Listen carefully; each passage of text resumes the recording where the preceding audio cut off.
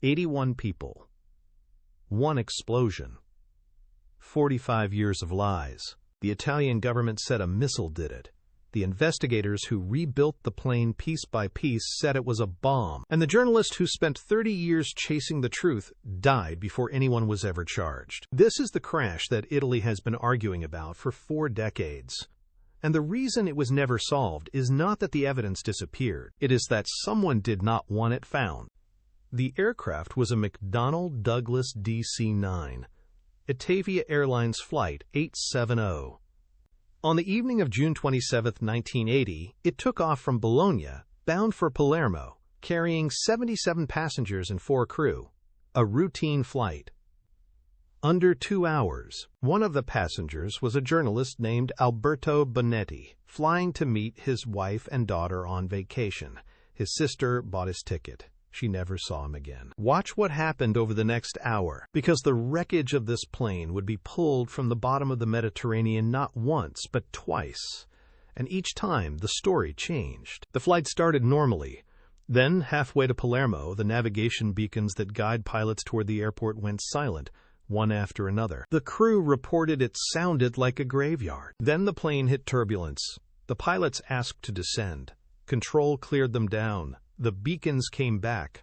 Palermo appeared on the instruments. The captain thanked the controller and said he would call back for landing.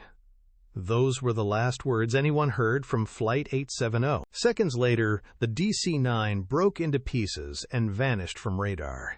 No mayday, no warning. One moment the plane was flying normally. The next, it was gone. Whatever happened, happened in an instant. All 81 people on board were killed. Andrea Purgatori was one of Italy's most respected investigative journalists. On the night of the crash, he received a call from an air traffic controller in Rome. The controller said he could not talk long. But he told Purgatori one thing: do not believe what they are going to say. The plane was shot down by a missile. Here is why that theory was so explosive.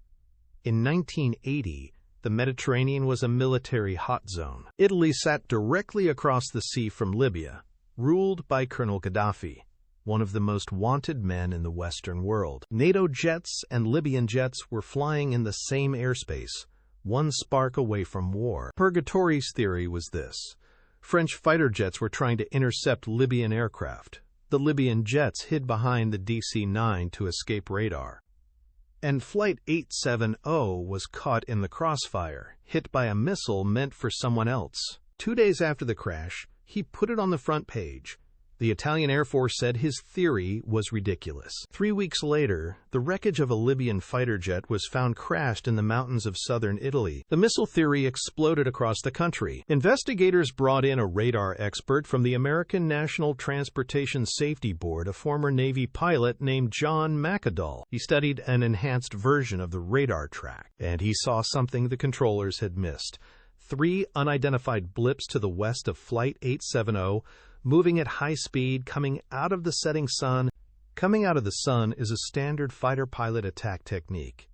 Blinded by the light, the DC-9 pilots would never have seen it coming.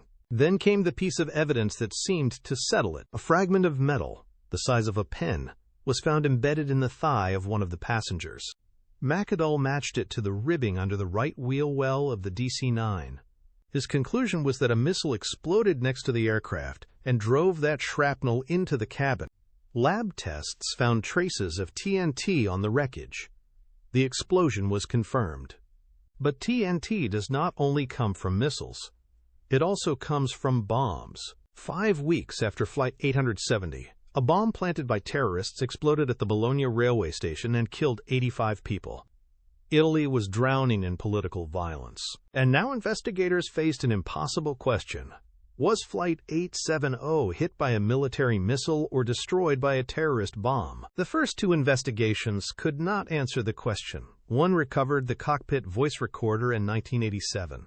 The captain's final word was Guarda, Italian for look. Then the tape cut off. Missile confirmed. Families vindicated. Then 1 year later, 2 of the lead investigators retracted their own conclusion. Citing a lack of evidence, they took it back. 9 years of investigation. 1 year to erase it. After a decade, Italy was back to knowing nothing, so the government ordered a third investigation and brought in Frank Taylor. Taylor looked at how little wreckage had been recovered and refused to accept any conclusion without more of the plane. He convinced the Italian government to fund a new search, using a software program he had built during the Lockerbie investigation to locate scattered debris. The search recovered another 40% of the aircraft. And then Taylor found something that changed everything. As his team reassembled the plane in a hangar near Rome, he noticed the debris did not make sense. Small, crumpled pieces were mixed in with nearly untouched sections. The damage pattern was impossible. It looked like pieces had been placed in the wrong position. Then he found a large piece of skin with pencil numbers written on the inside, near the stringers. He remembered seeing another piece with matching numbers somewhere else on the reconstruction. He went looking, and the numbers ran consecutively from a piece at the front of the plane to a piece at the rear. Someone had reassembled the aircraft wrong. When Taylor moved every piece to its correct position, the evidence of a missile strike on the front of the plane simply disappeared. It had never been there. The reconstruction that supported the missile theory had been built incorrectly. What emerged instead was a hole at the back of the plane.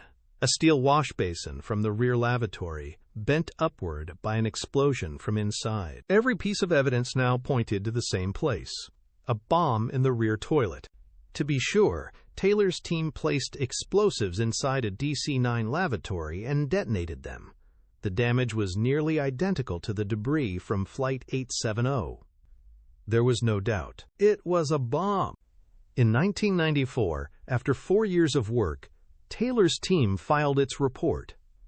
For the first time, investigators had hard physical evidence of what brought down Flight 870. Not a theory, not radar blips, the reassembled aircraft itself. And Italy ignored it. The judicial system had been committed to the missile theory since the first night. They told Taylor his report was useless. They chose not to publish it. The public still believed in the cover-up. And in 2013, the Italian Supreme Court ruled that a missile of unknown origin brought down the plane and ordered the government to pay 100 million euros to the families. 3 things could have brought the truth out decades earlier. None of them happened. 1. Recover the whole aircraft before drawing conclusions.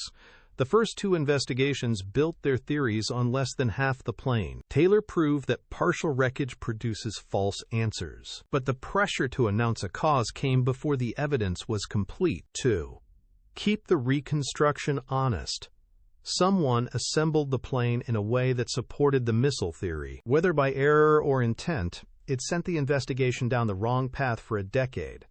A properly controlled reconstruction would have shown the bomb from the start. 3. Let the physical evidence lead, not the politics.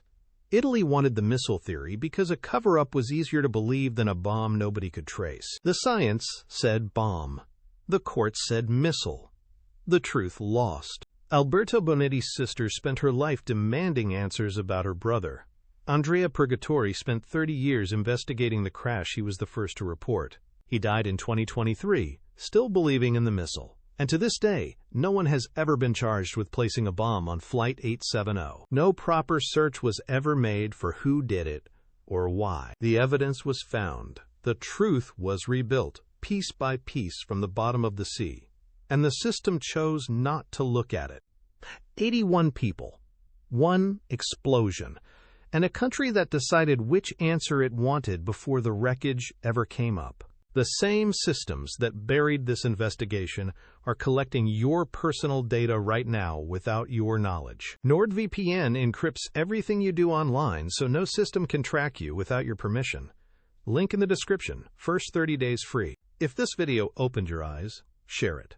1 share puts this in front of someone who believes that when a plane comes down, someone always looks for the truth. Subscribe to Hidden Forces. Every video exists to show you the systems designed to hide from you. Hidden Forces. Every disaster has one. The next crash is already being built, one ignored warning at a time.